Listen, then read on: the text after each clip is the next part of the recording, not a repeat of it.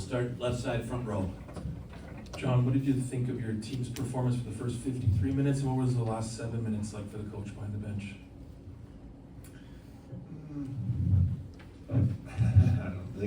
I thought we played extremely well tonight. The way we managed the puck, you get the best players in the world doing things they're probably not accustomed to, and all for the benefit of, our team winning hockey games. It was a 200-foot game. You've got McDavid, McKinnon, Crosby, these guys dumping pucks and going and getting them, and it was the way we had to play to win this game, and we did it. And we can dissect the game. Doesn't matter by how much you won. Bottom line, the goal was to play Thursday night.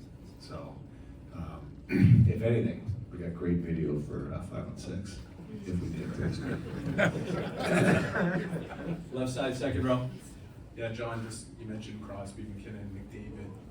To be able to look down the bench and know that those guys can deliver in the most important moments, what kind of luxury is that? Well, here's the thing. I talked to Connor. If you remember against US, he's basically one-on-one with Hellebuck, and he passes to Reinhardt. It gets broken up, and I was, talking to Connor, like, somebody's got to shoot in the net.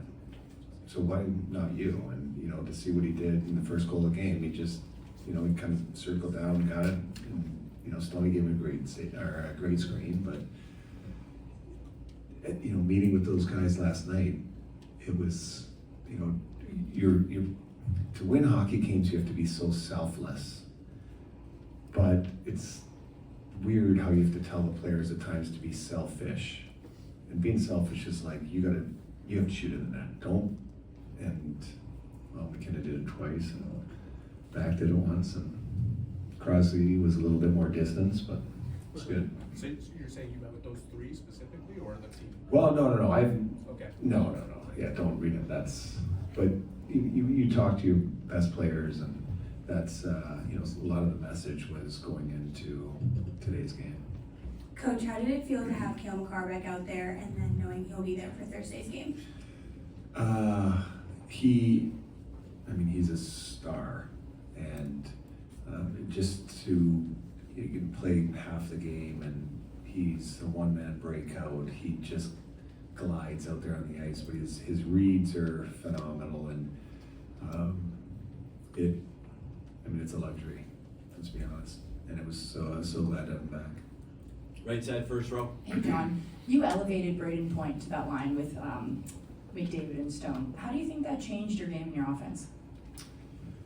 So it's hard in these tournaments because you don't know who's going to be able to play where, and for Pointer, now he's going to play the wing, and that's not traditionally a spot he can play or he has played often, and so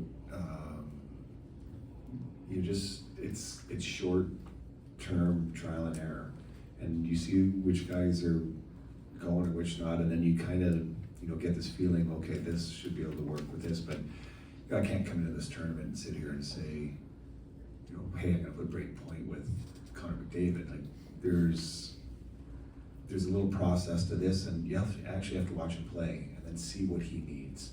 And now that I'm behind the bench and I'm with these guys in practice, I got a pretty good feeling what they need, and I thought,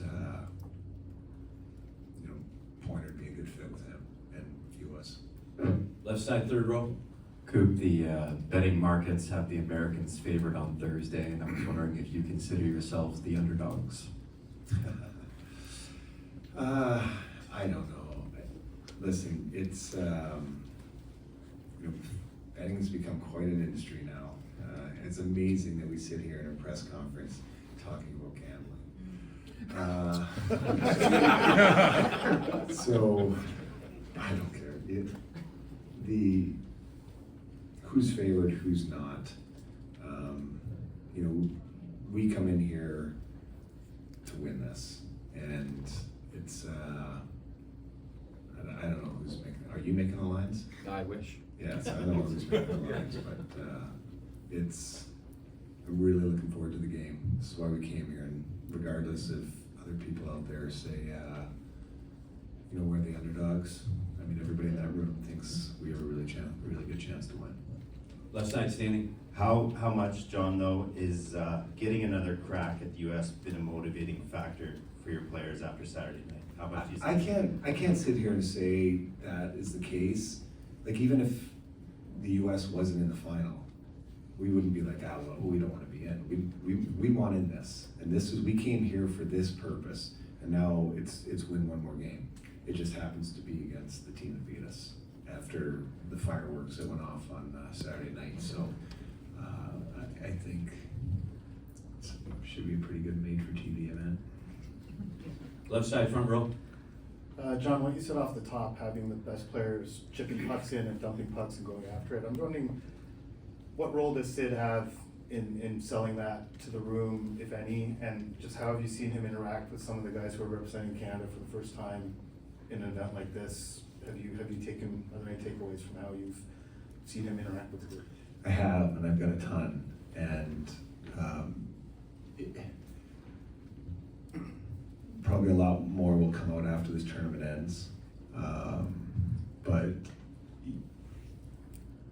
you see somebody from afar, and then you don't want to be disappointed when you meet them in person. It's like, you want to meet your heroes. You want to meet your hero, and you want them to be your hero. And to be honestly, like, a lot of times it doesn't happen. And how many times have you said, oh man, I wish, you look at them in a certain light. Well, the light that you look at Sidney Crosby is still the same light when you meet him. And he's a true inspiration to all the young guys in our locker room and even older guys. He is, in our country, he walks on water, and he is as humble as they come, and you can see why he arguably is one of the most respected people in this game. We'll take a couple more. Right side, back corner. Coach, fireworks and intrigue aside, what do you guys have to do specifically better against the U.S. to have a more successful outcome? Probably a lot of the things we did tonight, and I don't know who asked that question. So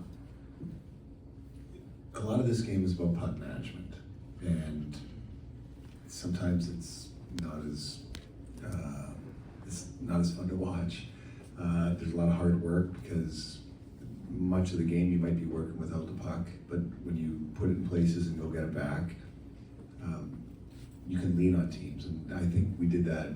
We didn't do that very well against the U.S. the first game, and made some adjustments in it tonight, and it worked in our favor. So anytime you do those and the guys see a little success, but we have to put stress on them, and I didn't think we did enough.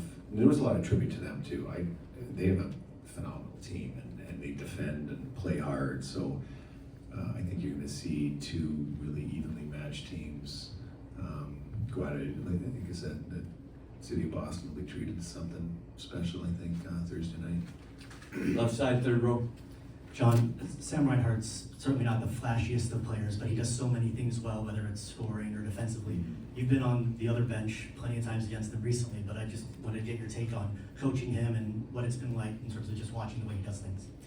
Yeah, so it's one of those guys with elite brains, and he may not be the most fleet of foot out there, but he gets there as fast as anybody else because he just knows where to go, and he thinks this game out.